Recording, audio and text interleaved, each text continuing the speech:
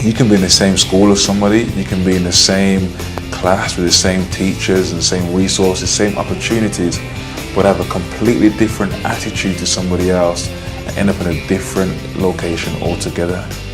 Your attitude will determine your altitude, somebody once said. Attitude is everything. Shouted at you. You are in control of your attitude every second of every day. You can choose it.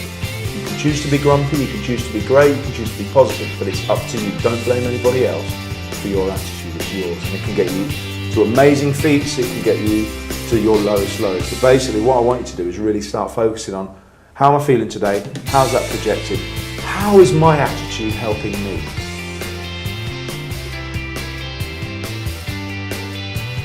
Is commit and focus, because when you give 100%, you have to accept the consequences. Absolutely. Because you can only give your best, because 101% doesn't exist. But if you give 99% and you fail, then you know in your heart that you didn't give 100%. And the difference between silver and gold can be 1%. And often the biggest issue about focus is mobile phones. Oh, yeah. Because there's like a special button on a mobile phone that some teenagers have like never discovered before.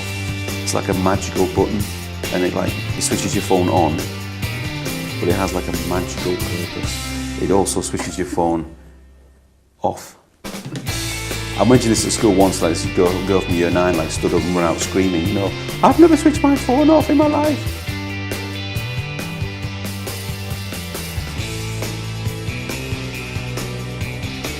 Okay, if I need to do this, I need to get myself an agent. So I wrote 200 handwritten letters because I didn't like being on a keyboard. It was a typewriter actually at that time. It wasn't something in the interest of sat there. So that handwritten letters cost me a fortune in stamps as well, because stamps aren't cheap, another investment. But I did, and I got back one reply. So I got 199 rejections saying no.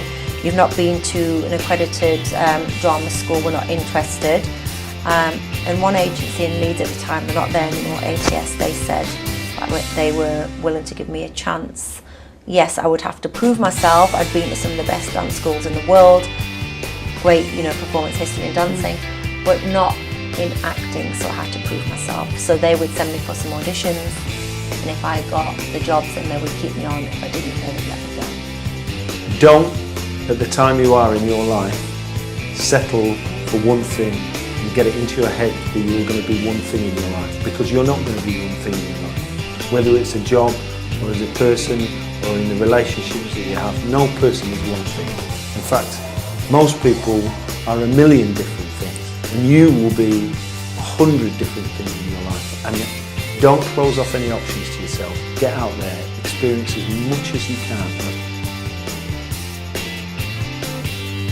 But all of this information, Hannah, just like the great messages you have and the other speakers on this programme, it's a bit like having a head full of information.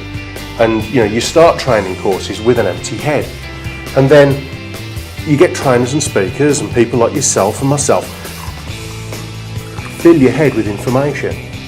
If you use that information, you become more successful. But if the students watching this don't use the information that's going to be given to them on the ABC programme, they may as well be walking around with an empty head. They've got to use the information that people give them, otherwise it's absolutely meaningless. So my advice is, use this information and take action.